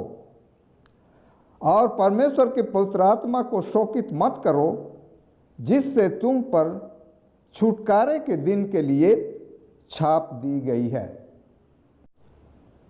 सब प्रकार की कड़वाहट और प्रकोप और क्रोध और कलह और निंदा सब बैर भाव समेत तुमसे दूर की जाए, और एक दूसरे पर कृपाल और करुणामय हो। और जैसे परमेश्वर ने मसीह में तुम्हारे अपराध क्षमा किए, वैसे तुम भी एक दूसरे के अपराध क्षमा करो। दूसरा है नैतिक शुद्धता की जरूरत। हम लोग जानते हैं हमारे 10 आज्ञा जो मिलता है निर्गमन 20 उसका 20 अध्याय में, तो सब मैं नहीं पढ़ूंगा, लेकिन कुछ आज्ञा है जिसको हम आपके सामने पेश करता हूँ। पहला है, कहता है तू व्यभिचार न करना। नीति वचन 6:32 में फिर वही बात कहता है, परंतु जो पर स्त्री गमन करता है वह निर्बुद्ध है, जो अपने प्राणों को नाश करना चाहता है वह ऐसा ही करता है। जो अपने प्राण को नाश करना चाहता है वह ऐसा ही करता है, वह व्यभिचार करता है।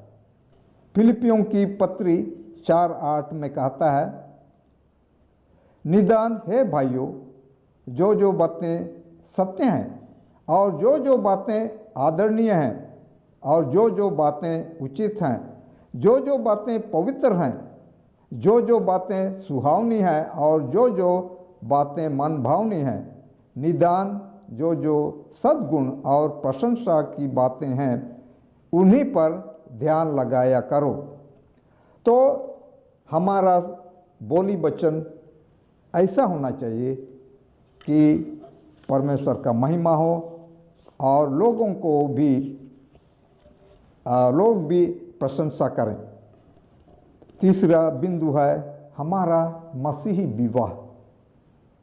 हमारा मसीह विवाह कैसा होना चाहिए, किसके साथ होना चाहिए, ताकि हम इस दौड़ में हम आगे बढ़ सकें और इस दौड़ में कोई रुकावट ना हो। हमारा विवाह के बारे में पवित्र शास्त्र में कहता है, उत्पत्ति 2:18 से 24 में कहता है, इस कारण पुरुष अपने माता पिता को छोड़कर अपनी पत्नी से मिला रहेगा और वे एक तन बने रहेंगे। दूसरा कुरिन्थियों 4:14 में कहता है, आप विश्वासियों के साथ आसमान जुए में ना जूतो, क्योंकि धार्मिकता और अधर्म का क्या मेल जोड़, या ज्योति और अंधकार की क्या संगति। तो हमारे युवक युवतियाँ को चाहिए कि अपना जीवन साथी जो है अपना ही धर्म का चुनना चाहिए, अपना लेवल का ही चुनना चाहिए। अगर दूसरे धर्म का लड़का या लड़की से शादी होती है तो हमारा जो इस दौड़ है मसीह दौड़ में बाधा डाल सकता है। इसलिए हमें चाहिए कि हम अपने ही धर्म के लड़के लड़कियों से विवाह करें। मनोरंजन, हमारा मनोरंजन कैसा होना चाहिए। हम बहुत बार कई चीज़ हम लोग देखते हैं, कई एक मनोरंजन ऐसा है टेलीविज़न के द्वारा हम लोग देखते हैं, कई कार्यक्रम आते हैं टेलीविज़न में, और कई ऐसे कार्यक्रम आते हैं जो हमें नहीं देखना चाहिए, और ऐसे कार्यक्रम हैं जो हमारे आत्मिक जीवन के लिए हानिकारक है। तो आइए हम कुछ पदस्थलों को हम लोग देखेंगे।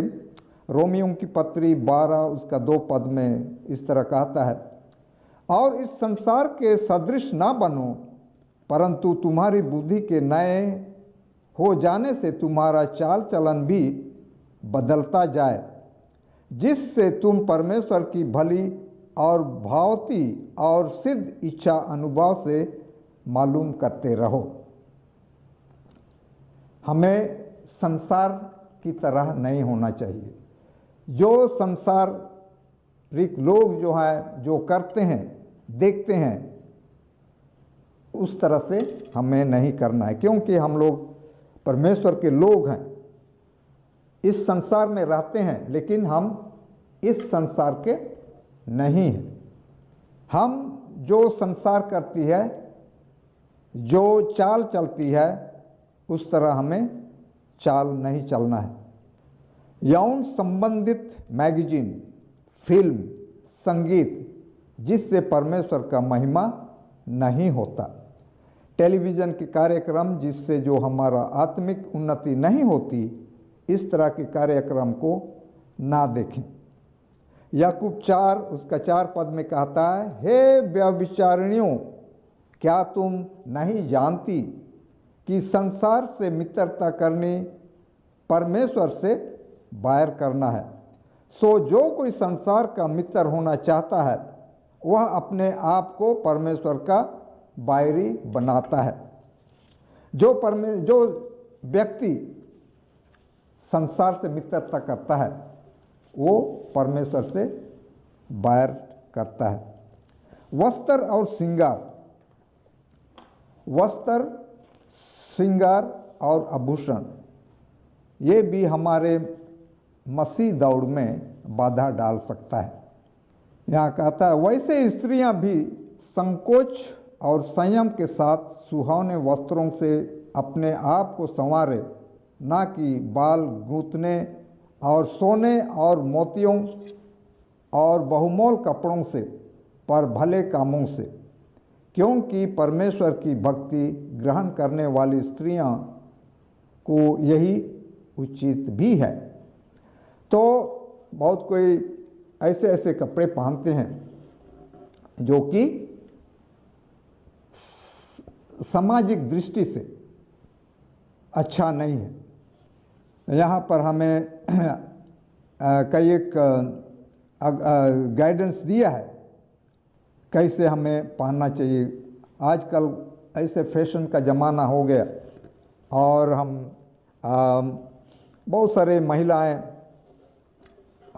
ऐसे ऐसे पहराव पहनते हैं जो कि हमारा मंडली के लिए अच्छा नहीं है, मंडली का दृष्टि से अच्छा नहीं है। छोटे कपड़े, बहुत छोटे कपड़े जो शरीर का ज़्यादातर अंग दिखाई देता है, टाइट फिटिंग जिसको बोलते हैं, ऐसे कपड़े भी हमारे मंडली के दृष्टि में अच्छा नहीं है। तो इसलिए यहाँ हमें गाइडेंस दिया है कि मसीही लोगों को ऐसा कपड़ा पहनना चाहिए जो कि परमेश्वर का दृष्टि में और मंडली के दृष्टि में भी अच्छा समझा जाए। यहाँ पर एक पदस्थल है, पहला पत्रस 3 उसका 3 और 4 में इस तरह कहता है, और तुम्हारा श्रृंगार दिखावटी ना हो, अर्थात बाल गूंथने और सोने के गहने या भांति भांति के कपड़े पहनना, वरन तुम्हारा छिपा हुआ और गुप्त मनुष्यत्व नम्रता और मन की दीनता की अविनाशी सजावट से सुसज्जित रहे, क्योंकि परमेश्वर की दृष्टि में इसका मूल्य बड़ा है। तो हम कैसे, किस चीज़ से सुसज्जित होना है?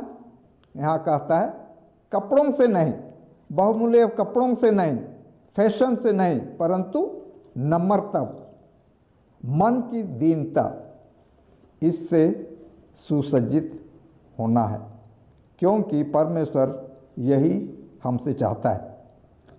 उत्पत्ति 35 उसका 3 और 4 में कहता है, यहाँ पर याकूब को परमेश्वर कहता है कि तुम बेतेल को जाओ, वहाँ बेतेल को जा और वहाँ एक वेदी बनाओ। और याकूब जो है वहाँ से चला जाता है बेतेल, जैसे परमेश्वर उसको आज्ञा देता है। और रास्ते में उसको जो है अपने लोगों को, अपने घराने को कहता है कि जितने भी कुंडल उनके कानों में थे उन सबों को उन्होंने याकूब को दिया। वे जितने भी गहने थे, जितने भी पहनने के थे जेवरात, ज्वेलरी, याकूब को दे देते हैं। और याकूब उसको जो है शेकेम के पास एक पेड़ के नीचे गाड़ देता है।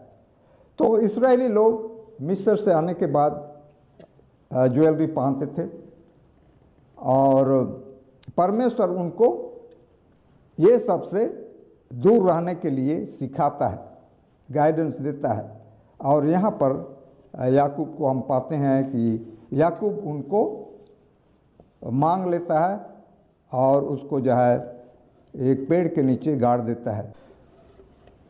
मसीह दौड़ में ईमानदारी का सख्त ज़रूरत है। निर्गमन 20:15 से 17 में कहता है, तू चोरी ना करना, तू किसी के विरुद्ध झूठी साक्षी ना देना, तू किसी के घर का लालच ना करना, ना तो किसी की स्त्री का लालच करना और न किसी के दास दासी व बैल गधे का, ना किसी की किसी वस्तु का लालच करना। नीति वचन 21 उसका 6 में कहता है, जो धन झूठ के द्वारा प्राप्त हो वह वायु से उड़ जाने वाला कोहरा है, उसके ढूंढने वाले मृत्यु ही को ढूंढते हैं। पौलुस प्रेरित फिलिपियों की पत्री 3:12 से 20 में कहता है कि हमारा निशाना स्वर्ग है, अनंत जीवन है, वही हमारा इनाम है। यह मतलब नहीं कि मैं पा चुका हूँ।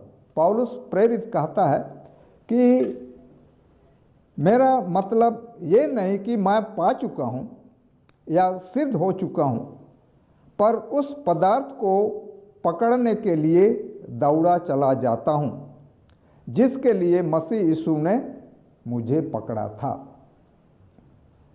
पौलुस प्रेरित कहता है कि मैं सिद्ध नहीं समझता, मैं नहीं समझता कि मैं सिद्ध हो चुका हूँ, उद्धार पा चुका हूँ। उससे आगे बढ़ना है। जैसे हम लोग कई एक मसीही सोचते हैं, वंस सेव्ड ऑलवेज सेव्ड। पौलुस प्रेरित इसका खंडन करता है। यहाँ कहता है कि मैं सिद्ध नहीं हूँ। सिद्ध पाने के लिए हमें अंत तक धीरज धरना है, अंत तक सिद्धता में आगे बढ़ना है। इसलिए कहता है कि अंत तक धीरज धरना है। हमारे जीवन में बहुत सारे तकलीफ़ें आएंगे, कठिनाइयाँ आएंगे, मुसीबतें आएंगे, लेकिन हमें निराश नहीं होना है, हताश नहीं होना है, अंत तक हमें धीरज धरना है। पौलुस प्रेरित फिलिपियों की पत्री 3:12 से 20 में कहता है कि हमारा निशाना स्वर्ग है, अनंत जीवन है, वही हमारा इनाम है।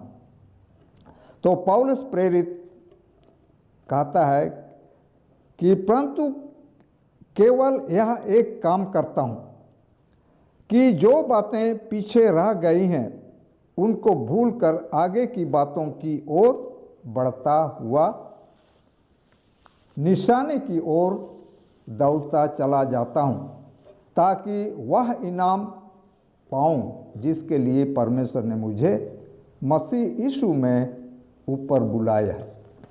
पौलुस प्रेरित का जीवन में हम लोग देखेंगे, जब से उसका परिवर्तन हुआ, उसका जीवन का परिवर्तन हुआ, तब से वो परमेश्वर को अपना जीवन दे दिया, परमेश्वर में समर्पित हो गया और परमेश्वर के लिए बड़े बड़े काम किए। और फिर भी वो कहता है कि मैं सिद्ध नहीं हुआ, मैं सिद्धता की ओर आगे बढ़ता जाता हूँ। इसलिए हमें ये नहीं समझना है कि हम लोग बीते दिनों में जो कुछ भी हम काम किए हैं, बड़े छोटे जो भी काम हुआ है, उसको भूल जाना है।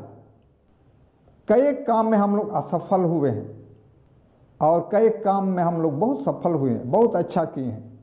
उस सब को हमें भूल जाना है और हमें आगे की ओर जाना है, आगे बढ़ना है। पौलुस प्रेरित यही हमें सलाह देता है कि बीते चीज़ों को हम भूल जाएं, बीते सफलता को भूल जाएं, बीते असफलता को भी भूल जाएं और हमें आगे की ओर जाना है। सो हम में से जितने सिद्ध हैं यही विचार रखें, और यदि किसी बात में तुम्हारा और विचार हो तो परमेश्वर उसे भी तुम पर प्रकट कर देगा। सो यहाँ तक हम पहुँचे हैं, उसी के अनुसार चलें। हे भाइयों, तुम सब मिलकर मेरी सी चाल चलो और उन्हें पहचान रखो जो इस रीति पर चलते हैं जिसका उदाहरण तुम हम में पाते हो।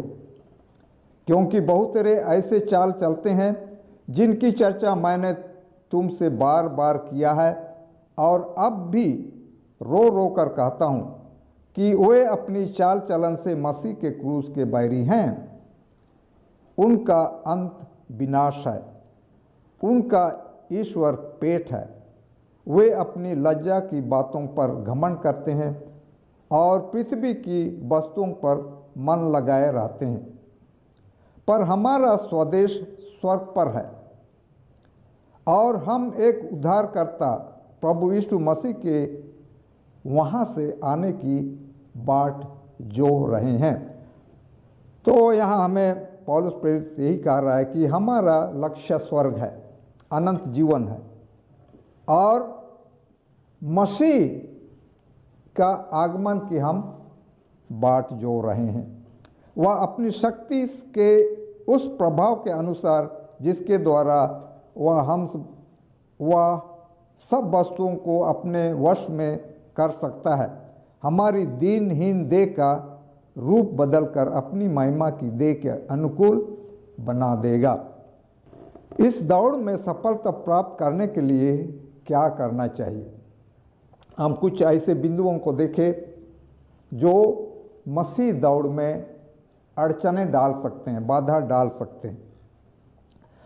तो उन बाधाओं को हमें किस तरह उनसे छुटकारा पाने हैं उसको भी हम लोग देखें पवित्र शास्त्र से। अभी हम देखेंगे इस दौड़ में सफलता प्राप्त करने के लिए क्या करना चाहिए। इब्रानियों की किताब 12 अध्याय उसका 1-2 में कहता है, इस कारण जबकि गवाहों का ऐसा बड़ा बादल हमको घेरे हुए हैं, तो आओ हर एक रोकने वाली वस्तु और उलझाने वाले पाप को दूर करके वह दौड़ जिसमें हमें दौड़ना है धीरज से दौड़ें। तो यहाँ हम लोग 3 बातें हम लोग पाते हैं। पहला है रोकने वाली वस्तु, जो इस दौड़ में रोकने वाली वस्तु है। हम लोग कुछ देख चुके, और कुछ उलझाने वाली पाप को दूर करके वह दौड़ जिसमें हमें दौड़ना है धीरज से दौड़ना है।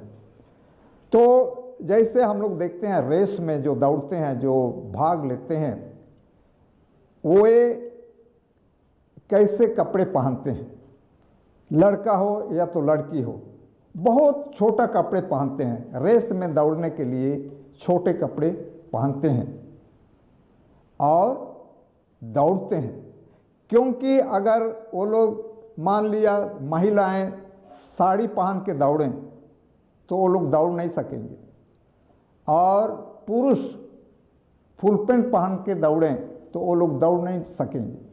तो इसलिए उन सब वस्त्र को वो लोग हटा के छोटे कपड़े में दौड़ते हैं, ताकि उनको कोई बाधा ना हो दौड़ने में। उसी तरह हम भी इस मसीही दौड़ में ऐसे जो वस्तु हैं जो हम लोग देख चुके, उन वस्तुओं को हमको दरकिनार कर देना है, हटा देना है, और जो पाप हमारे जीवन में है, हमारे हृदय में है, उन पापों को हमें हटा देना है और हमें धीरज के साथ दौड़ना है। क्योंकि धीरज इसलिए कि बहुत सारे कठिनाई आएंगी मसीह दौड़ में, बहुत सारे मुसीबतें आएंगी, हमें सताहट आएगी। इस सब के बावजूद हमें धीरज धरना है और विश्वास में डटे रहना है, तभी हम उस लक्ष्य तक पहुंचेंगे जो हमारे लिए रखा गया है। ये हैं कुछ रोकने वाली वस्तुएं। लूका रचित सुसमाचार 14 अध्याय उसका 26, 27 और 33 में यहाँ पर कुछ और जो रोकने वाली वस्तुएं हैं वो जोड़ा गया है। यहाँ कहता है, यदि कोई मेरे पास आए, यीशु मसीह कहता है, यदि कोई मेरे पास आए और अपने पिता और माता और पत्नी और लड़के बालों और भाइयों और बहनों वरन अपने प्राण को भी अप्रिय ना जाने, तो वह मेरा चेला नहीं हो सकता। तो यहाँ पर पारिवारिक रुकावट, बहुत हम लोग परिवार से हम लोग प्रेम करते हैं, हम सभी परिवार से प्रेम करते हैं, लेकिन ये चीज़ मसीह दौड़ में बाधा नहीं होना चाहिए। इस चीज़ को हम लोग को अलग करना है। परमेश्वर का काम के लिए हमारा परिवार बाधा नहीं होना चाहिए। परमेश्वर से ज़्यादा हमारा परिवार का सदस्य से प्रेम नहीं करना है। परमेश्वर से ज़्यादा अगर हम अपना संबंधी, हमारा परिवार, हमारे परिवार के सदस्यों के चलते अगर परमेश्वर का काम में बाधा हो रहा है तो ये गलत है। इसलिए कहता है बाइबल में, पहले परमेश्वर की खोज करो और सब चीज़ें तुम्हें दिया जाएगा। जो कोई अपना सब कुछ त्याग ना दे तो वह मेरा चेला नहीं हो सकता। तो हमें सब चीज़ त्यागना है। हमारी शारीरिक इच्छाएं, अभिलाषाएं, दुनियादारी चीज़ें, इन सब को हमें त्याग करके मसीह में हमें समर्पित होना है। प्रकाशित वाक्य 2 उसका 10 में कहता है, जो दुख तुझको झेलने होंगे उनसे मत डर, क्योंकि देखो शैतान तुम में से कितनों को जेल खाने में डालने पर है, ताकि तुम परखे जाओ, और तुम्हें 10 दिन तक क्लेश उठाना होगा। प्राण देने तक विश्वासी रह, तो मैं तुझे जीवन का मुकुट दूंगा। और विश्वास के कर्ता और सिद्ध करने वाले यीशु की ओर ताकते रहें, जिसने उस आनंद के लिए जो उसके आगे धरा था लज्जा की कुछ चिंता ना करके क्रूस का दुख सहा और सिंहासन पर परमेश्वर के दाहिने जा बैठा। तो यहाँ पर हम लोग देखते हैं कि प्राण देने तक विश्वासी रह तो मैं तुझे जीवन का मुकुट दूंगा। जी हाँ, इस दौड़ में, मसीह दौड़ में बहुत सारी समस्याएं आएंगी। पौलुस प्रेरित खुद सामना किया ऐसे समस्याओं का, परंतु वो हिम्मत नहीं छोड़ा, हताश नहीं हुआ और आगे बढ़ता गया। उसी तरह हम भी जैसे इस दौड़ में हम दौड़ रहे हैं, हमें भी ऐसे कठिनाइयों का सामना करना पड़ेगा, परंतु परमेश्वर हमारे साथ है। यहाँ पर कहता है कि यीशु की ओर ताकते रहें, यीशु की ओर हमें ताकते रहें, यीशु को देखते रहें। जैसे पतरस का जीवन में हम लोग पाते हैं, जब यीशु मसीह पानी में चल रहा था तो पतरस भी यीशु मसीह से कहता है कि हे प्रभु मुझे भी आज्ञा दे कि मैं भी पानी में चलूं। तो यीशु मसीह को निमंत्रण दिया, कहा कि आओ। तब पतरस तुरंत नाव से उतर करके पानी में चलने लगा, और जब तूफान आई तो घबरा गया, और जो यीशु मसीह पर जो उसका नज़र था, दृष्टि था, वो डगमगाने लगा, इधर उधर देखने लगा। उसके बाद जो वो डूबने लगा और यीशु मसीह से कहता है कि हे प्रभु मुझे बचा। तो इस तरह से जो है, अगर हम मसीह दौड़ में हम यीशु मसीह को ताके रहें तो हम सफल हो सकते हैं। अगर हम इधर उधर अपना दृष्टि को डालते हैं तो हम लोग फिर असफल होंगे और हम लोग उस लक्ष्य तक नहीं पहुंच सकेंगे। तो यहाँ पर मैं कुछ ऐसे बिंदु डाला हूँ। मसीही दौड़ और सांसारिक दौड़ में भिन्नता। मसीही दौड़ और सांसारिक दौड़ में क्या भिन्नताएं हैं? पहला है, सांसारिक दौड़ में एक ही व्यक्ति इनाम पाता है।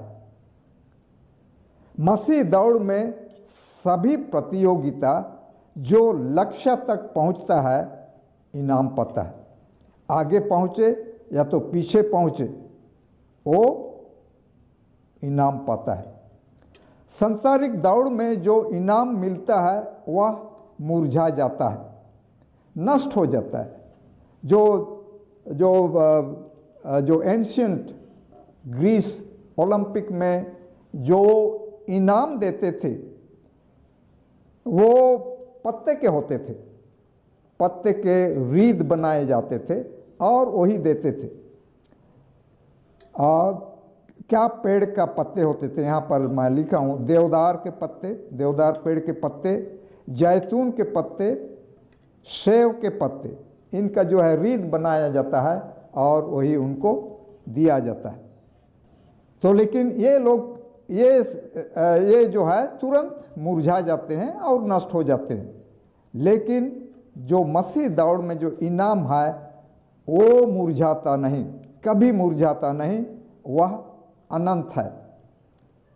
सांसारिक दौड़ में प्रतियोगी दूसरे प्रतियोगी के साथ संघर्ष करता है, दूसरे प्रतियोगिता के साथ संघर्ष होता है। मैं आगे हूँ कि वो आगे हूँ, आगे पीछे होता है, एक दूसरे के साथ वो लोग कंपीट करते हैं।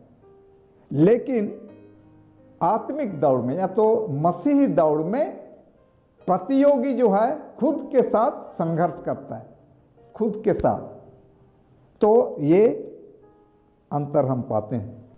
सांसारिक दौड़ थोड़े समय के लिए होता है, परंतु मसीही दौड़ जीवन भर का अनुभव है। सांसारिक दौड़ में तो रेस में देखते हैं हम लोग, खेल में, कि कब उनका दौड़ने का समय होता है। 17 साल से लेकर के आपका मुश्किल से 25-30 तक जा सकते हैं। उसके बाद जो है उनका शरीर में कमजोरी आती है और तब वो लोग दौड़ने नहीं सकते हैं। लेकिन मसीह दौड़ में ऐसा नहीं है। हम लोग का ये दौड़ जो है जीवन भर का दौड़ है।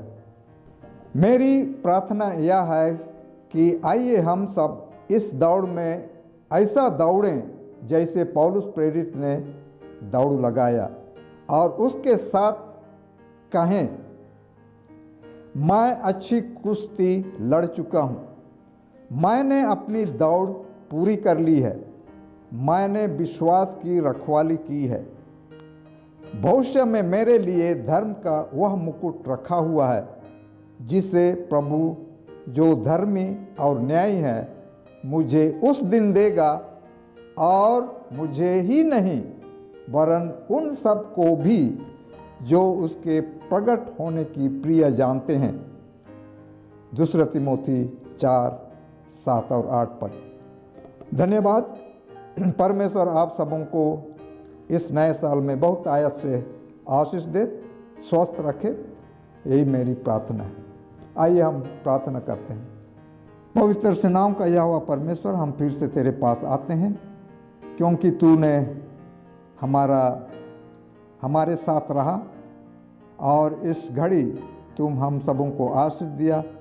हमने तेरे वचन से पौलुस प्रेरित का जीवन से हम लोग सुने कि जैसे पौलुस प्रेरित मसीह दौड़ में हिस्सा लिया और सफलवंत हुआ, उसी तरह से हमें भी अगुवाई कर, मदद कर कि हम भी पौलुस प्रेरित के साथ दौड़ लगाएं और उस लक्ष्य तक पहुँचें जहाँ हमारे लिए इनाम रखा हुआ।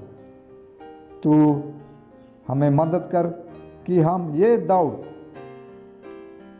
यीशु मसीह के बल और ताकत से हो, क्योंकि वही हमारा कप्तान है, अगुआ है, और उसके बिना हम कुछ नहीं कर सकते। इसलिए हम प्रार्थना करते हैं प्रभु यीशु मसीह से कि वो हमें अगुवाई करे, मदद करे कि हम इस दौड़ को अच्छी तरह दौड़ें और पूरा करें और उस इनाम को प्राप्त कर सकें जो इनाम हमारे लिए रखा गया है। इस विनती को यीशु मसीह के नाम से मांगते हैं, दया कर सुन और ग्रहण कर। आमीन।